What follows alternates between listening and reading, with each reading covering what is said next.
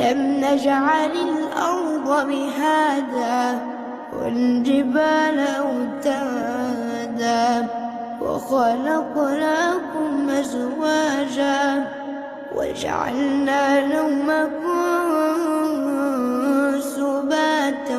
وجعلنا الليل لباسا وجعلنا النهار معاشا وبنينا فوقكم سبعا